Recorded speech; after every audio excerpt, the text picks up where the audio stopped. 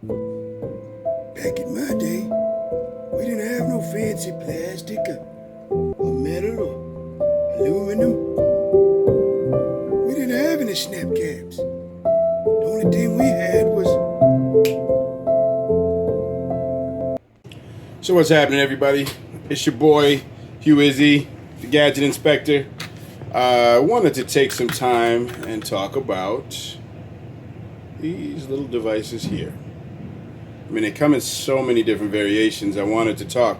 Are all snap caps the same? So now, if you're doing any training, dry fire training, failure training, or even just anything to do with realistic, because firearms fail. Sometimes not the firearm's fault, sometimes it's the operator. So you need to know what to do in case of a failure. Otherwise, you're gonna freeze up and not know where to go. So when looking at those, there, like I said, are several varieties out there.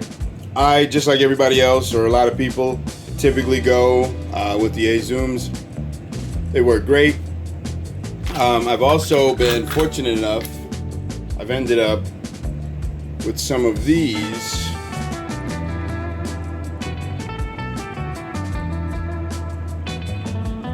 Now these are a little different. Now if you look, if we want to compare, hear that? This particular variety has a spring. So when you press your trigger, it actually pushes down a little bit.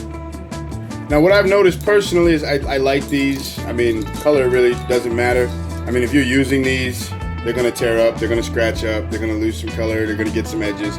Only because your typical rounds aren't rechambered. So once you chamber a round, usually it's fired and then it's flung out.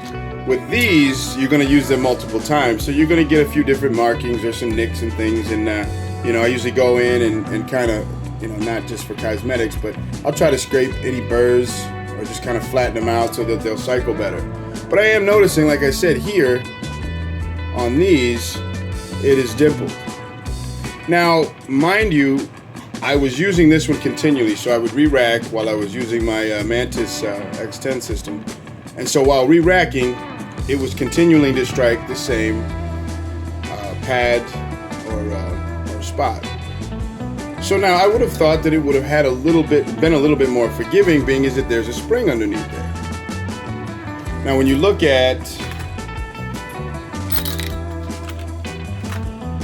the azooms here, the azooms have a clear, like plastic kind of thing there. Well, what it seems like is it's almost kind of self-healing. When you kind of tap it, but I haven't done any extended strikes, so I want to see and get some time in, and I'm going to put about the same amount of rounds and see if it ends up the same way. Well, then now we get here to the extreme in which the dimple. Now this one was probably the last one that I was using consistently to drop on probably the other day when I was doing some dry firing at home. And then this one I personally remember, this was today, just now, a little bit ago. As you can see, that one has an obvious dimple. Now it didn't seem to affect any of the play, so it was still working. Because basically I was doing on a 10 shot, I don't know, I guess you can call it a drill. So what I was doing is I was re-racking every time to get back to single action. And I was dropping on it for one. And then for two, then I was firing 9 additional shots, double action, which, like I said, you can see much more damage there because, you can see the extractor around the edge. And understand that at no point do I ever consider these as permanent. These are just as replaceable, or are replaceable just like ammo is, just not at the same rate. So these, if you're using them, they're going to get chewed. It's not always going to grab it at the same spot. So like I said, I like to go around, and when you get that edge there, good thing to do it because it has a nice little edge, is to just kind of go in there, and I just go against it. Just the slightest little bit. I'm not really trying to take off any metal. All I'm trying to do is just deburr it. reason I'm doing that is because it makes it easier when it goes and the extractor tries to get it. If the extractor hits one of those grooves, there's not another piece of metal that's already been kind of staked out or pushed out. So, I mean, like I said, I just kind of smoothed it out a little bit. Nothing major. Griffin Pocket Tool works great for that, by the way, amongst other things. Like I said, I don't just love this thing because it has the same name as me. I actually use it on a regular basis, believe it or not. But yeah, just taking those burrs out. I mean, they happen on both. The azooms as well. Now I'm going to get some of these and try these out in the 223 with the springs. I mean, I kind of like that jingle. You mess with them. But I do, on the other hand, on a frequent level, use my 223s from the azoom. Now if you look at that, like I said, it's got a little plastic sort of primer kind of thing there. And I don't know if they're self-healing or if they're just that hard, because I've gone through quite a bit with these. I like to take my ammo when I get a box, dump it in the ammo can, throw these in, and then mix it up. It's the only way to randomize it when you're shooting by yourself, because otherwise I know where they are, and it's kind of a BS test to me. So like I said, I got 6 of them. I throw them in. If it's gonna be an all day, I'll throw them in with the whole box. If it's not, I'll throw them in depending on how many mags. So you know what I'm saying. I'll throw 4. If I'm doing 2 or 3 mags at a time, I'll go load those. These will be in there. So at some point, I'll see those because I'll kind of I can load without looking. So load them up, pop them in the pouches, and then go for it. So I love them. I think these are great. I have had no issues. I will say that between the two, I don't know a lot about how they coat them and how they treat them, but my 223s have been abused. And when you look around the edge, all of them are relatively clean. Check out a little bit here. But even those aren't even actual gouges.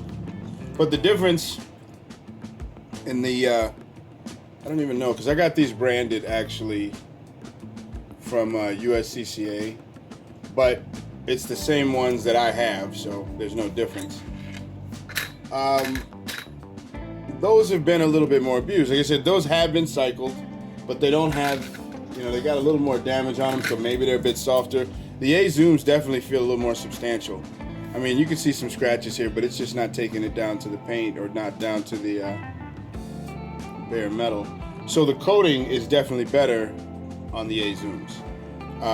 As far as the larger caliber, I'm thinking the azooms are probably winning as well, because either that self-healing or whatever they're putting in there is good. These are nice. I can't get over the blue ones. I like them. The spring maybe saving or doing a little replenishment and helping out the firing pin a little bit. But these are definitely taking a beating as far as color, because they haven't nearly gone through a fifth of what the azooms have. So all in all, snap caps are good. There's plastic ones. There's different metal ones. There's some black ones out there that are pretty cool. I mean, depending on what your use is and what your need is. Yeah, you can go for a little bit of style if you want. The difference is with the azooms, while they excel in almost every area, one problem is that I don't care whether it's freshly cut or it's long shag, these will disappear when shooting outside. So while shooting, you want to stay in a certain area so that they're easier to find. I've had a little trouble looking for them, but I don't know. I mean, it really hasn't taken any damage. I'm even looking at the 9mm. Yeah, I guess it's maybe the way that it handles it, because even the 9mm in the azoom is getting a little bit of chew there, but it still doesn't have as much of an edge or a surface there's no real deburring on there. But like I said, don't fool yourself into thinking these are gonna last forever.